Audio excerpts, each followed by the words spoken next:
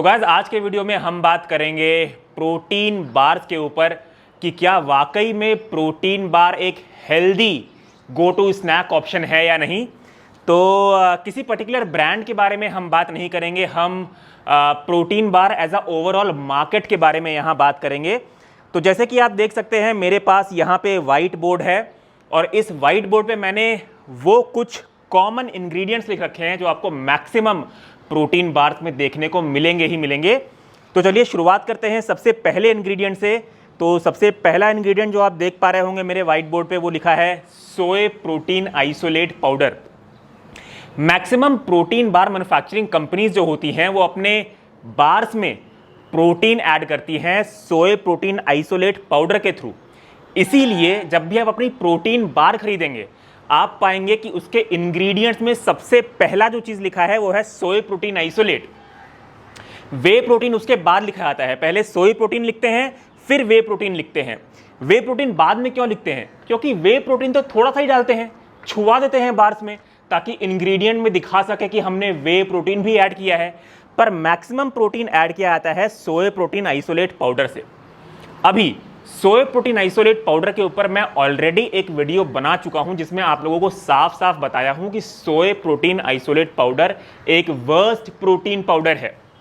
ऐसा क्यों? देखिए गाइस, सोए प्रोटीन से यानी कि सोयाबीन से जो सोए प्रोटीन आइसोलेट पाउडर बनाने की प्रक्रिया है वो अच्छी नहीं है। सोए प्रोटीन आइसोलेट पाउडर बनाने के लिए पहले सोयाबीन्स को अल्कलाइन सॉल्यूशन में सोक करते हैं, उसके बाद इस सोयाबीन को एक एल्यूमिनियम टैंक में डाल के एसिड वॉश किया जाता है। तो जब सोयाबीन को एल्यूमिनियम टैंक में डाल के एसिड वॉश करते हैं तो बहुत हद तक एल्यूमिनियम के पार्टिकल्स आपके सोए प्रोटीन आइसोलेट पाउडर में आ जाते हैं जो कि बहुत ही हार्मफुल है आपके बॉडी के लिए। इसीलिए गाइस सोए प्रोटीन आइसोलेट पाउडर से आप दूर रहें मेरे ओपिनियन में। बात करते हैं सेकंड इंग्रेडिएंट की। तो सेकंड इंग्रेडिएंट है कैल्शियम केसिनेट। अच्छा, इसके ऊपर भी मैं ऑलरेडी एक डिटेल में वीडियो बना चुका हूं जिसमें आपको यह बताया हूं कि केसिन दो तरीके के होते हैं, माइसेलर केसिन और कैल्शियम केसिन। जो माइसेलर केसिन होता है उसको एक नेचुरल फिल्ट्रेशन प्रोसेस द्वारा ऑब्टेन किया जाता है, पर जो कैल्शियम केसिनेट होता है उसमें केमिकल्स का उपयोग होता है।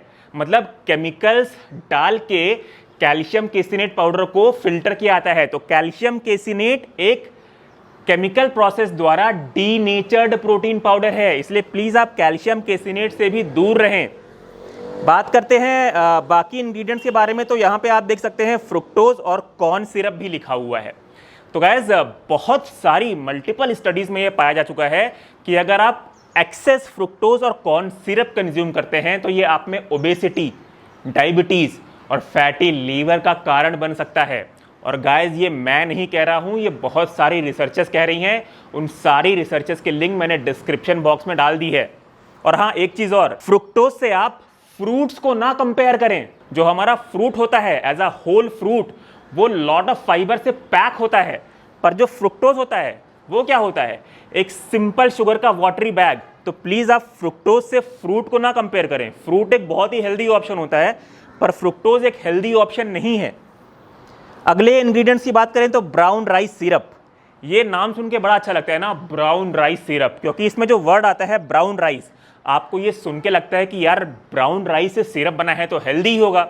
देखिए, कंपनीज को भी ये पता है कि अगर वो शुगर डालेंगी तो शुगर पढ़ के आप डर जाएंगे और कहेंगे यार इस प्रोटीन बार में तो शुगर पड़ा हुआ है तो हम ये वाली प्रोटीन बार नहीं लेंगे। इसीलिए सप्लीमेंट कंपनीज को भी पता है कि कैसे आपको बेवकूफ़ बनाना है, वो शुगर की जगह डालती हैं ब्राउन राइस सिरप। अब आप लोगों को सच्चाई ब्राउन राइस सिरप के बारे में बताऊं तो ब्राउन राइस सिरप का जो ग्लाइसेमिक इंडेक्स है वो 98 है, जबकि आपका टेबल शुगर का ग्लाइसेमिक इंडेक्स 60 to 70 है। मतलब ब्राउन राइस सिरप आपके टेबल शुगर से भी ज़्यादा अनहेल्दी है। तो प्लीज़ आप दूर रहें ब्राउन राइस सिरप से भी। अगले इंग्रेडिएंट की बात करें तो वो है माल्टोडेक्स्ट्रिन। माल्टोडेक्स्ट्रिन के बारे में आप सब लोग बहुत पहले से जानते हैं। इसका जो जीआई है वो तो ब्राउन राइस सिरप से भी ज़्यादा है। 110 ग्लाइसेमिक इंडेक्स है माल्टोडेक्स्ट्रिन का। मतलब सडन इंसुलिन स्पाइक होता है माल्टोडेक्स्ट्रिन अगर आप कंज्यूम करते हैं तो माल्टोडेक्स्ट्रिन भी कोई क्लीन इंग्रेडिएंट नहीं है।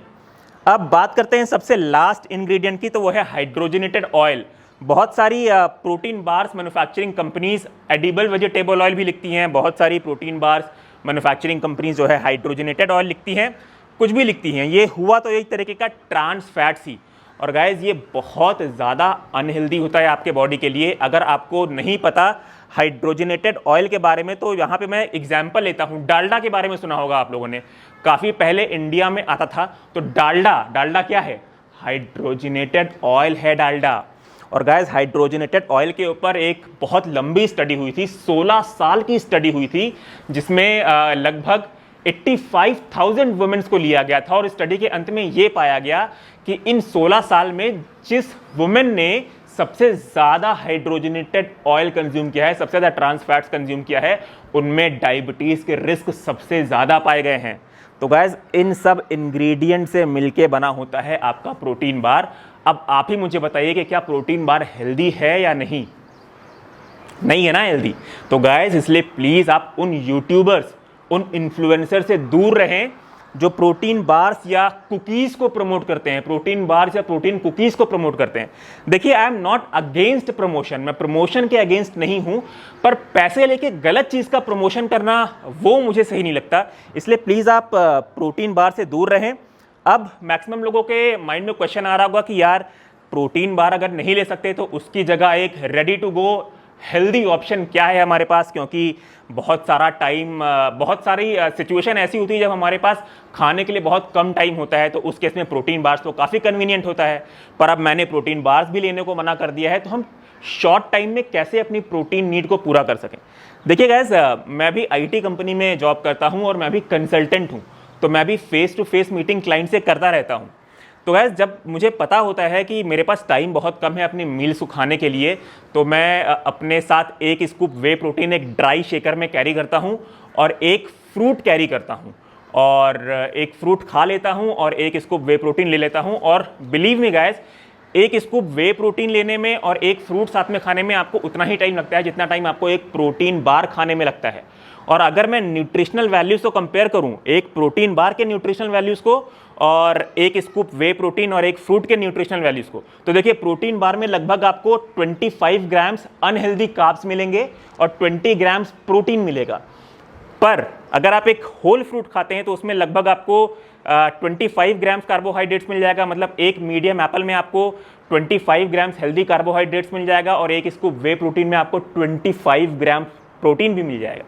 तो ये जो ऑप्शन है वे प्रोटीन वाला और एप्पल वाला, ये आपके प्रोटीन बार से काफ़ी सस्ता भी है और काफ़ी क्लीन भी है। इसलिए गाइस प्लीज़ प्रोटीन बार से आप दूर रहें और इस हेल्दी ऑप्शन को आप अपना सकते हैं अगर आपके पास मील लेने का बहुत कम टाइम है। उम्मीद करता हूँ गाइस आज का वीडियो आप लोगों को अच्छा लगा हो।